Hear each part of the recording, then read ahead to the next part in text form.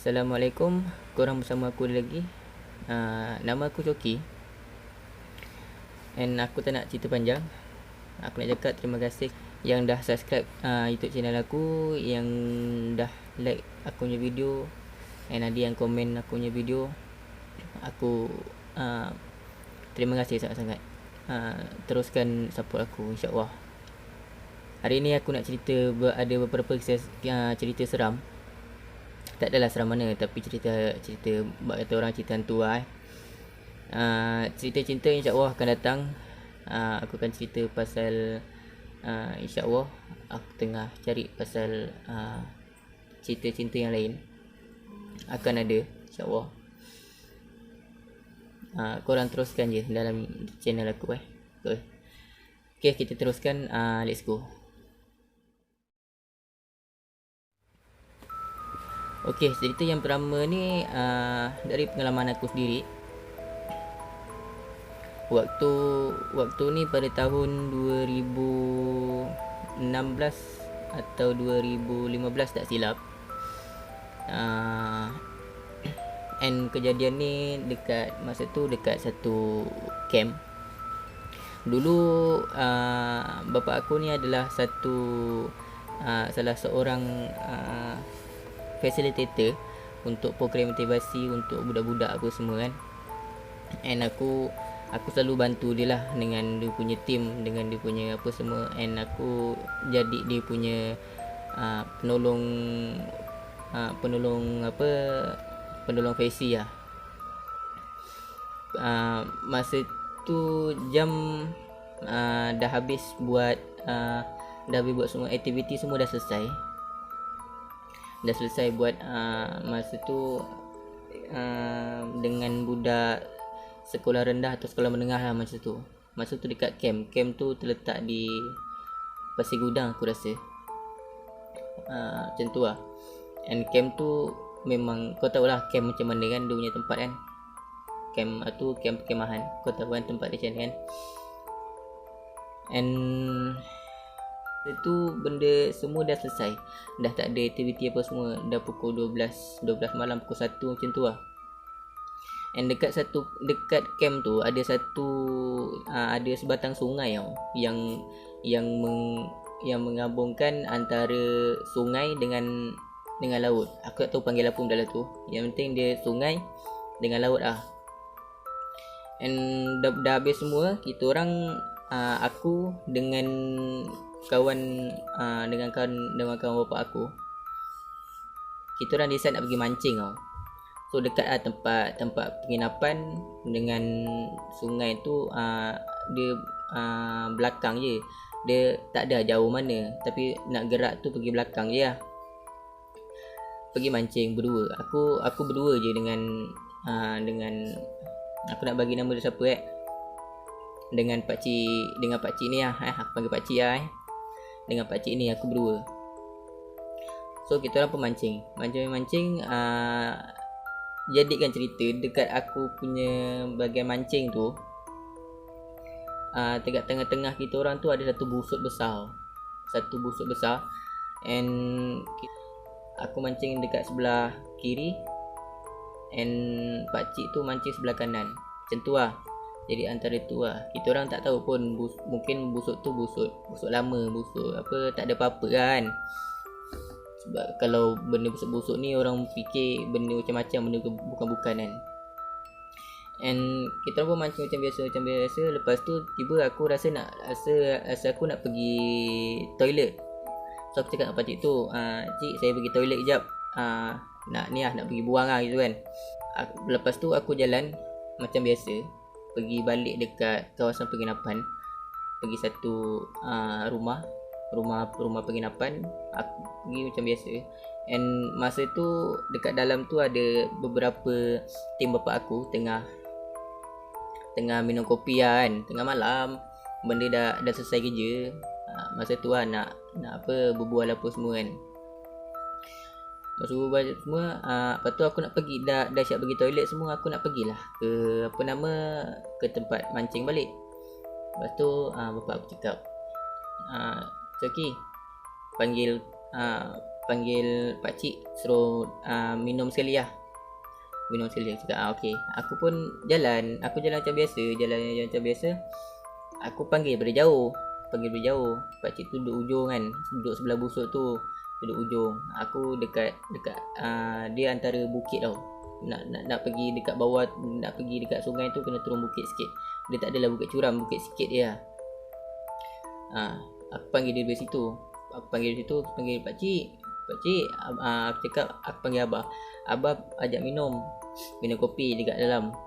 Lepas tu dia tak ada respon, dia senyap tau. Dia senyap. Aku pun pelik lah, asal dia senyap, takkan tak dengar kan. Aku pun gerak depan sikit. Aku jerit lagi, Pakcik, abah ajak minum kat dalam gitu kan. Lepas tu dia macam tak ada respon lah, tak dengar apa semua kan. Lepas tak ada respon tu aku dah rasa lain macam lah. Rasa macam dedor pun ada kan. Lepas tak lama lepas tu dia dah tak dengar tu. Aku patahlah balik masuk kawasan rumah penginapan tu. Aku jalan masuk balik. Benda yang tak disangka jadi adalah tiba-tiba pakcik yang aku panggil tu, yang aku pergi mancing dengan dia tu, dah ada dekat dalam rumah, siap minum air kopi. Bai. So yang tadi aku panggil tu siapa sebenarnya? Aku pun macam, aku buka pintu, aku tengok dia dah tergelak-gelak dengan tim, dah tergelak-gelak dah dengan apa nama, dengan cawan dekat tangan air kopi bai. So yang tadi tu aku panggil siapa? Lepas tu aku pun buat muka macam senyap lah. Aku masuk senyap. Lepas tu pakcik dia tanya aku, "Okey, tadi kita selisih, aku panggil kau tak dengar, kau buat bodoh jalan, buat nook je jalan kan." Lepas tu cakap, ada panggil ke? Ada selisih ke? Ada tadi tu kan. Ada tadi. Aku pun macam yelah, mungkin tak dengar kot, cakap tu tak dengar kot. Entah, padahal kita selisih sebelah. Tapi kau nampak aku ke tak? Dia tanya gitu. Kau nampak aku ke tak?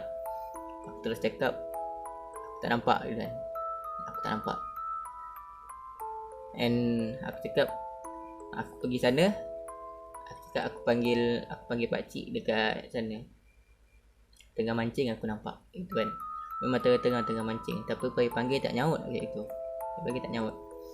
And dekat situ lah mula suasana berubah. Daripada bising-bising jadi macam sunyi, senyap tu kan. Lepas besoknya aku tak ada demam. Dia macam rasa badan terkejut lah, badan dedor lah. So kalau situasi korang macam itu, agak-agak korang buat apa? Okay, next cerita mengenai pengalaman aku juga. Masa tu aku pergi bercuti dengan family aku. Pergi bercuti dekat satu daerah kota tinggi. Aku tak nak sebut benda tu kat mana, tempat tu kat mana. Sebab tempat tu adalah satu tarikan pelancong juga. Aku tak nak burukkan nama dia. Nak jadikan cerita, malam tu dalam pukul 9 lebih kita orang sekeluarga sampai dekat satu chalet. Lepas dah booking semua, dapatlah bilik. Dapat satu bilik. Masuk lepas kita orang dah kemas barang. Lepas kemas barang tu, mak aku dengan abah aku pergi beli makan malam berdua. And yang tinggal aku, adik aku dengan kakak aku je. Dalam satu chalet tu lah. Aku bertiga. And aku ni jenis suka duduk dekat luar. Dekat chalet kan biasa ada satu beranda, duduk dekat luar. Aku suka duduk kat situ. Lepas tu terdetik dekat hati aku nak pergi sembahyang isyak tau. Masa tu nak kata jahil pun, yelah zaman jahil lah masa tu uh, nak kata semayang isyak tu jarang-jarang lah masa tu. Jarang-jarang. Aku tak tahu kenapa malam tu aku tiba-tiba terdetik nak pergi semayang isyak. And aku pergi semayang isyak bukan dekat dalam chalet, dekat dalam chalet tempat aku duduk tu. Sebab aku takut, macam aku malu lah dengan adik-beradik aku kan. Pada semayang je, ya, benda tak biasa buat kan, tiba-tiba buat segan lah kan, walaupun benda baik kan. Aku pergilah surau dekat chalet tu. Surau kat chalet tu masa tu pukul 9, memang tak ada orang.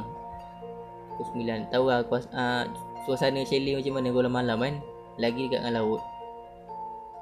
And aku pun pergi surau sorang-sorang macam tak ada apa-apa. Masuk ambil sembayang. Lepas tu jenis surau dia ni surau macam dewan sikit. Dewan boleh buat kumpul orang apa semua, boleh masuk dalam 100 orang macam tu. Aku masuk ambil sembayang semua. Dah siap ambil sembayang. Aku pun sembayang isyak macam biasa. And cerita ni cerita betul bukan cerita macam cerita movie, bukan Ini memang pengalaman aku sendiri. Aku pun mula solat. Rakaat pertama tak ada apa-apa. And aku solat tempat dia lapang mozaik warna putih apa semua. Aku solat dekat betul-betul tengah-tengah dewan, tengah-tengah surau tu lah. Tu kat tengah-tengah tingkap dunia masjid surau tu terbuka semua. Pintu tingkap apa semua terbuka luas. And sampai rakaat kedua, aku dah sembahyang macam biasa. Naik je rakaat kedua, dekat belakang aku dengar suara angkat takbir juga. Aku Allahu Akbar, kat belakang pun Allahu Akbar. So aku tahu lah dekat belakang aku ada makmum. Okey, ada makmum sembahyang. Aku pun jadi imam. Masa tu dah rakaat kedua. Rakaat kedua baca kuat. Aku pun baca kuat macam biasa ni kan. Lepas tu dah habis Al-Fatihah tu amin. Aku dekat belakang pun makmum pun amin kan.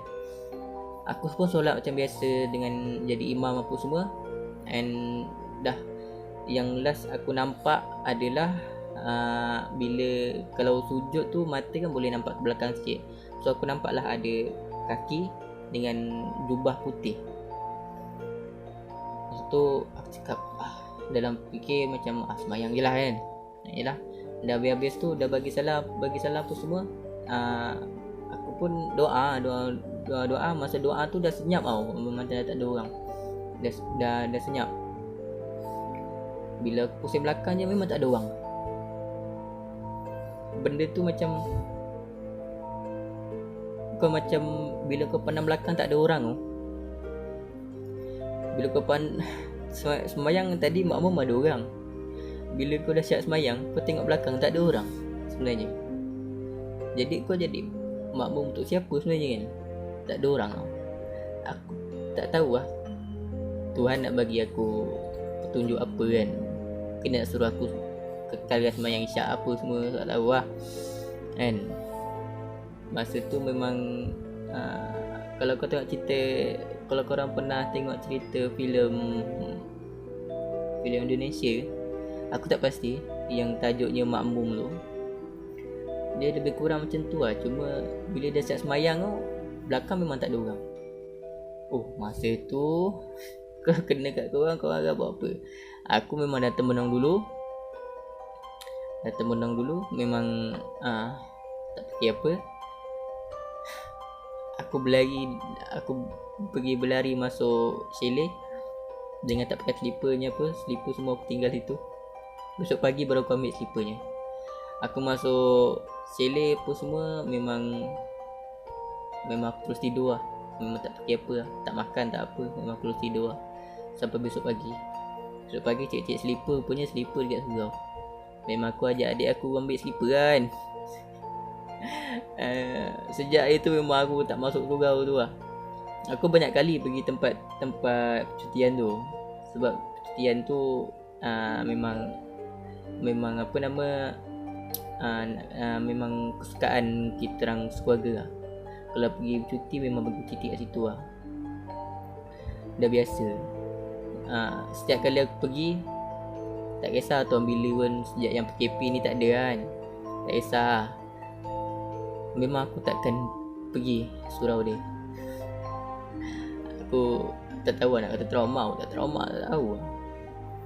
Dia sesuatu yang menakutkan lah.